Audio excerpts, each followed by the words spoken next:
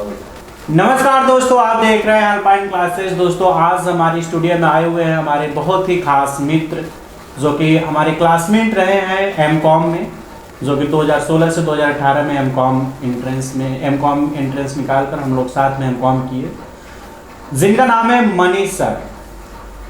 मनीष जी जो कि एक बहुत ही डिलीजेंट, बहुत ही इंटेलिजेंट छात्र, जीवन में छात्र रहे हैं। मनीष जी का 3 बार नेट और 1 बार जेआरएफ है। तो जो आज हम बात करेंगे कि जेआरएफ कैसे निकाले और जेआरएफ का जो एस्पिरेंट है जो तैयारी करना चाहते हैं जेआरएफ के लिए, उनके लिए गाइडेंस देंगे। तो सबसे पहले तो मनीष जी आपका बहुत बहुत हार्दिक स्वागत और आपको कांग्रेचुलेसन आपके जेआरएफ। बहुत धन्यवाद आपको।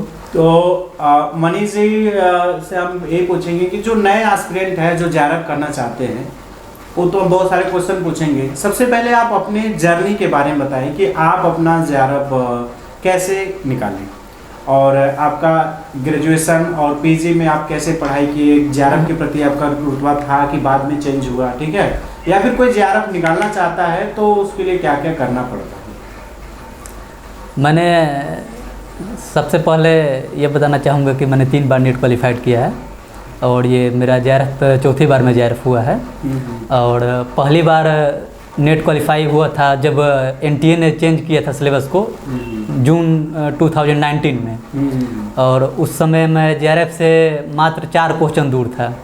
नियर अबाउट मेरा परसेंटेज था 61.33% और चेंज सिलेबस मैंने पास किया था। फिर से मैंने लगातार कंटिन्यू और 2 टाइम्स नेट क्वालिफाइड किए और ये नवंबर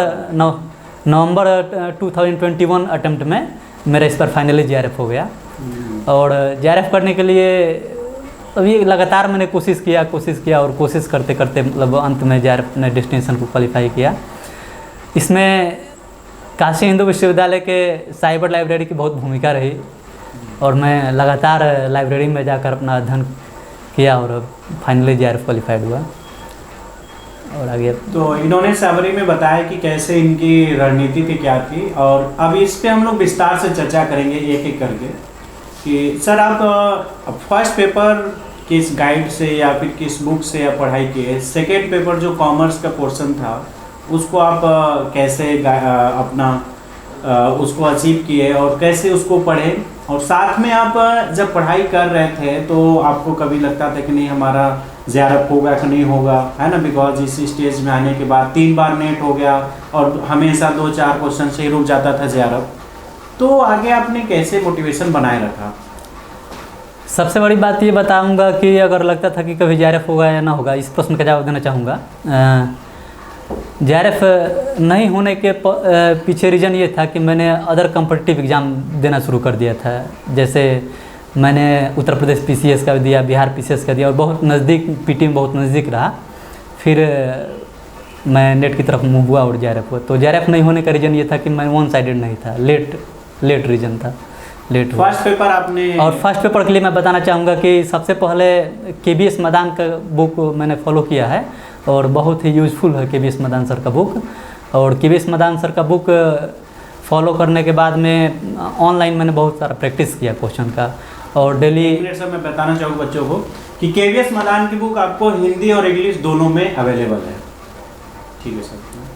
हाँ, प्रैक्टिस करना बहुत ज़रूरी है क्योंकि इसमें मैथ के सेक्शंस हैं, डाटा इंटरप्रिटेशंस हैं और लॉजिकल रीजनिंग्स है और रीजनिंग का जो सेक्शन है, तो प्रैक्टिस से ही मतलब पॉसिबल है क्योंकि 1 घंटे में बनाना होता है, तो प्रैक्टिस करना ज़्यादा ज़रूरी है।